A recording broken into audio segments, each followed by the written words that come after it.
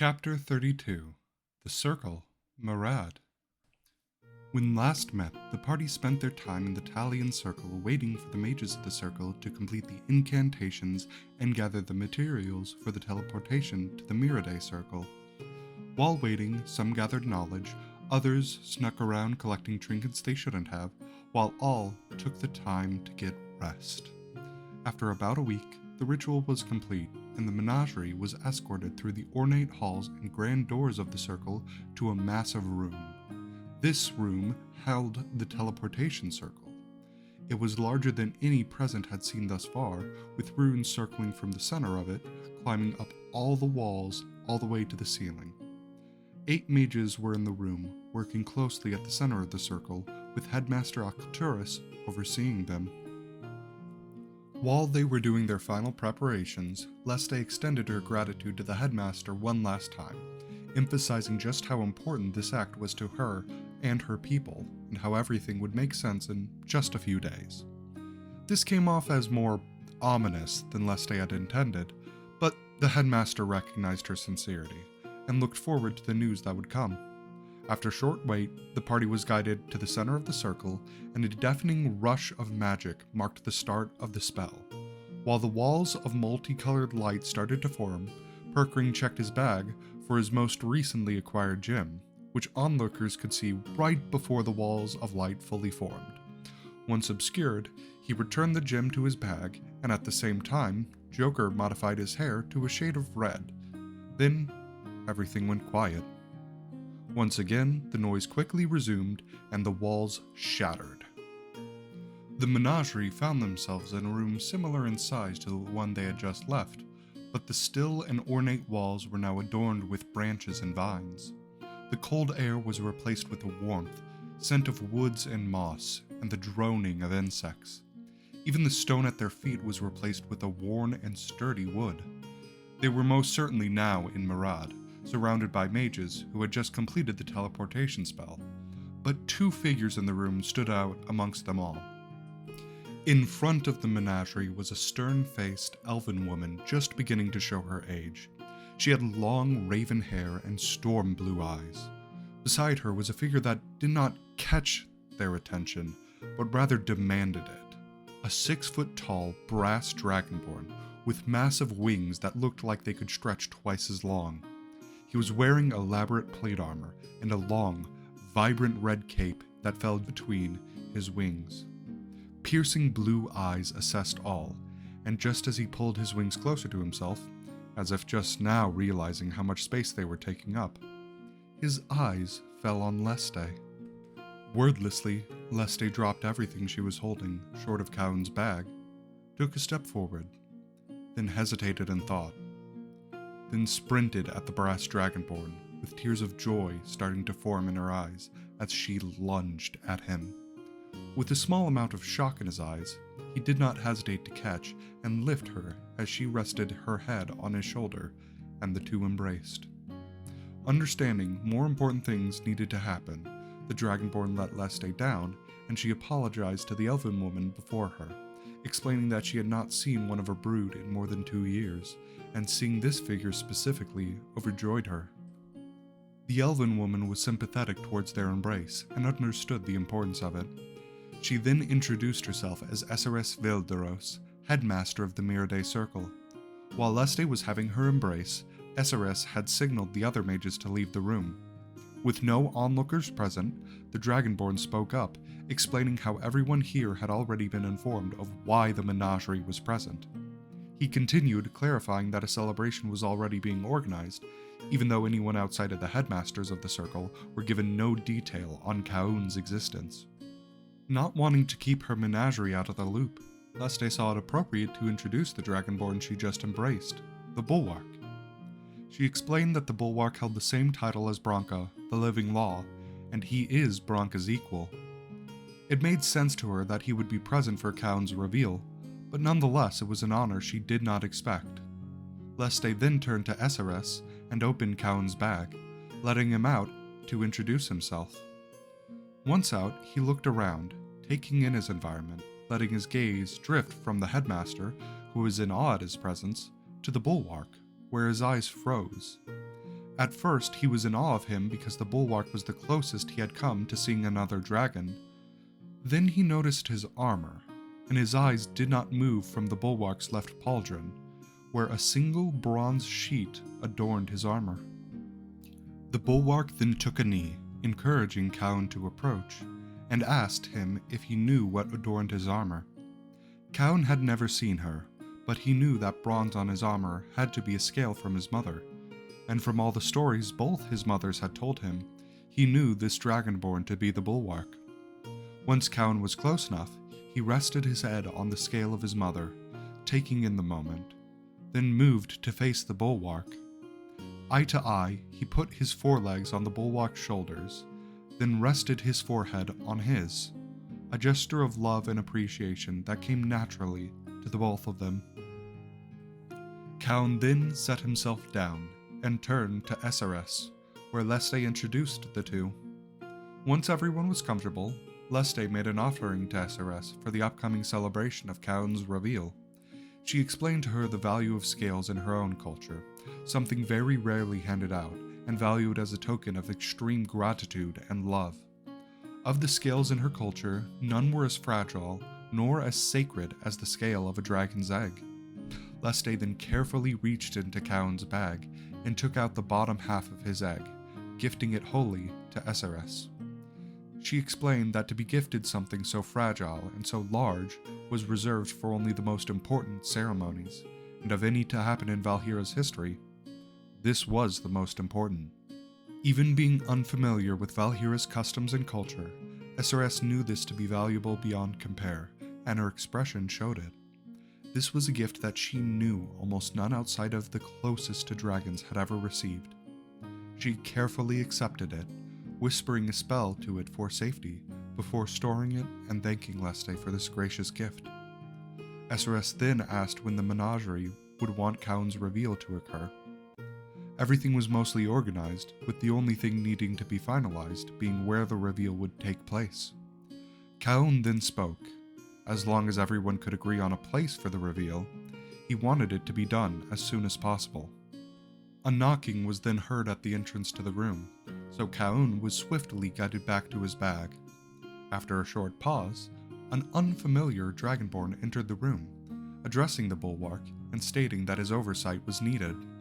The bulwark gave a nod to the dragonborn and apologized for his departure, finishing the conversation by encouraging the menagerie and SRS on choosing a location in his absence. SRS then took the initiative and started guiding the menagerie through the circle. As the party exited the main doors of the circle, they finally noticed that it rested inside the body of a massive tree.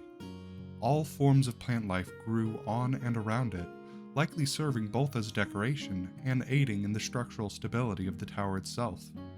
Several smaller buildings filled the surrounding area, similarly built into trees. A few stone pathways littered the ground between these buildings, but the primary method of walking between them seemed to be bridges and pathways built into the treetops themselves by coaxing the branches of the trees to grow and twist together. SRS personally escorted the menagerie across these pathways, highlighting places of congregation or of importance that would be suitable for Cowan's reveal. While the group walked, students were seen already celebrating without a clue as to what was going to happen, using their learned magic as flair and for pranks. Even Perkring took in the fun, making two students participating in these pranks pass out, making them very easy prey for those they had just pranked. Once the party had completed their tour, one place in particular stood out to Leste as the proper place for Cowan's reveal, a fountain devoted to a lily. While Leste did not have much reverence for the god, it was one of the only places that was not covered by the tree canopy, and it was open enough where a large audience could behold Cowan. The only modification Leste requested for this was to have fires be lit during the ceremony to celebrate the Ashen and Kulid, since those were the divine of her home. SRS was open to the idea, but wanted to check with the headmaster of Holy Magic and Healing of the Circle to make sure this would not upset a lily. As long as this was acceptable, she expected the ceremony could happen tonight. While she departed to discuss this, she encouraged the menagerie to take their time and explore her home. Ecstatic at the idea of more of her Valhyrian brood potentially being present, Leste quickly headed off, while Perkring did much the same, instead looking for shiny trinkets. This left the rest of the menagerie together to explore the town. Nixie took the lead, being most familiar with Mirad, as she was actively looking for a person she knew as well. After a few hours, though, she called her search quits, letting the group know she was looking for her sister Rose, who attended and likely graduated from the circle. Since her family was nomadic by nature, she expected her sister to have departed the circle shortly after graduating, but nonetheless she wanted to have some hope that she was still present. With not much else to do, the group decided to find food. While on his own adventure, Perkring looked around for shiny objects, finding a stall that immediately caught his attention. It was lined with countless gems, so he approached, finding a halfling woman behind the stall who introduced herself as Gadra. Perkring immediately led the conversation to her showing him the shiniest shiny she had, which had her proudly produce a box from behind her stall. Much to Perkring's entertainment, she opened the box, revealing a gem with the radiance of a star, comparable to Perkring's own prized gem. He then revealed his own to compare, and Gadra questioned how he obtained a gem of such beauty. He boasted how in a circle much like this one they were in, he found a star floating in the sky and devised a plan to pluck it, making it his own and his prized jewel. She loved the story enough to offer her own gem to Perkring if he had another story to match, as she pointed to a sign on her stall that read, "Trades in Stories." Perkring then let her in on how he knew what the celebration the city was organizing for, how it was a story like none other, and he could let her know more about it once the celebration started. She took him up on this trade, and from here, the two separated. Perkring then wandered around for a bit, finding most of the menagerie eating, which he happily joined in on. Off on her own, Leste was somewhat confused. She was searching all of the circle for anyone she could recognize, but none were present. Eventually, she found the bulwark again, who was standing with the dragonborn that took him away earlier, alongside two other dragonborn she did not recognize. She approached, and the bulwark signaled at Leste, almost showing her off to the others, then gave introductions. The three were Dadalin, Alxus, and Narek, trusted companions of the bulwark who were present to make sure the ceremony went off safely. Leste was happy to see others of Valhyra, and asked if anyone else from her home was present, which the bulwark confirmed there was not. Slightly dejected at this, she was quickly cheered up by Dadalin, who excitedly but quietly let Leste know she had a gift for Kaun, asking if she could give it to him now. Leste appreciated the enthusiasm, but encouraged any gifts to be given after Kaun had been revealed. Dadalin gave an understanding nod, then Leste informed the group that the reveal was planned to be at the Fountain of a Lily, which gave the bulwark a large grin, as he let Leste know he brought a surprise from Valhyra that would go perfectly at the fountain. She then said she had to depart to finalize details on the reveal with SRS, but as she left, she asked the bulwark if they could have some time together to talk about her home since she had been gone, which he happily committed to.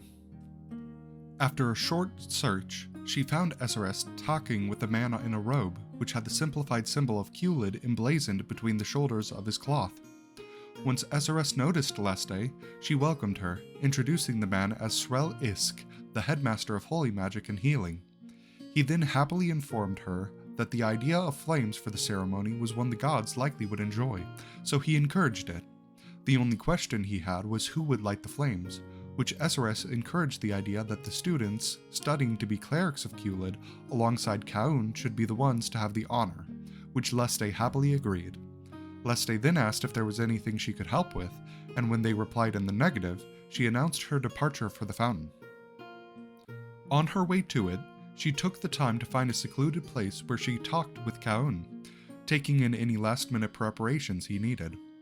One last time as well, she asked him to recite the speech she prepared, which he did, emphasizing the importance of his arrival for Dragonkind, and how he would be a bastion for those in need, something his people wanted for him. Satisfied, she asked Kaun to return to the bag, where she then returned to the fountain. In the meantime, the rest of the menagerie spent their time reminiscing about the country for those that had came from here, or enjoyed their time with one another. Nixie had her fun by trading her magic services to get flowers that she gifted to Maka, Sonora, and Joker. But Perkring enjoyed this time the most, as Damatanus offered to fly Perkring around. He reveled in this for as long as Damatanus could fly. Eventually, as the day grew older, the menagerie returned to the fountain and found Leste, where they all waited for the ceremony to start. With everyone waiting and a large enough crowd gathered, Leste spoke up, introducing herself and maybe its menagerie, then focused on her home. She was from Valhira, and she was tasked with leaving her family for a greater goal in life. In leaving her brood, she made a new one, rich with the people of Amaranthine, full of those currently present and those she had to say goodbye to throughout the country she had walked. Because of these people and the hospitality of Amaranthine, it was finally time for the world to be introduced to the first member of her new brood. Leste opened Kaun's bag and he walked out to a stunned audience. No one else knew what to do, so Kaun spoke. He started saying the speech Leste had prepared him, how the dragons had been gone, isolated to Valhira for 8,000 years, and he was the first to be born outside of the country. But when it came to his goals, he changed the script. Instead of being a bastion for all, he recognized he was still just a child. All he wanted to do was understand the world he had been exploring and make sure he could protect and love his brood. Once he could do that, he would then see if he could become a bastion for those in need. As his speech ended, the crowd erupted in cheers, and 8 students who had surrounded the fountain started lighting candles devoted to the Ashen, as the eldest student held a torch out to Kaun, who accepted it, then lit a candle to Kulid. As this last candle was lit, fireworks from Valhira ignited the sky in crimson and bronze flames. Shortly after the last of the flames faded from the sky, people approached the members of the menagerie, asking about their lives and how they became a group. Of note, Gadra found Perkring, who happily told his story of the menagerie. Very shortly into this, Gadra happily handed off her prized gem as payment for such a story. From here, people danced, ate, and celebrated. Many gave gifts to Kaun, with Dadalin giving him a necklace made of shells from Valhira, something he admired so much he considered it a great honor amongst his horde. Most did not have gifts prepared for an occasion like this, so they just admired the young dragon as he enjoyed his time playing with fellow children of Amaranthine, many of which could not comprehend the importance of today. Leste took this time to thank all that organized this as well, happy that something as grand as this was organized for her child. While she was moving around the celebration, eventually Leste felt a tap on her shoulder, and as she turned, she met the bulwark once again. He handed a letter off to her with a smile, where she recognized the seal on it as the Living Law's seal. She questioned if she could read it now, and when permitted, she opened it and joy overtook her. Branka had people keeping an eye on her and Kaun, people who even witnessed the menagerie's encounter with Kulid, and she was proud of what she witnessed. More than that, she looked forward to the day her 2 children could return to Valhira. After finishing the letter and closing it to tears, she hugged the bulwark once again, reminding him how she wanted to spend some time with him once all this was over. As the night went on, Kaun was able to get some reprieve from the festivities, and someone caught his eye. His gaze was affixed to the headmaster of illusion and enchantment. Leste approached Kaun and asked if he felt a familiarity towards the headmaster like he felt towards Joker, implying the headmaster could be an Ashen. But Kaun dismissed this. Instead, whenever the headmaster was entertaining through illusion and was not in their natural form, Kaun saw a magical storm surround them, a trait he had only seen in Belmar and the full symbols of divinity. With that, let us continue.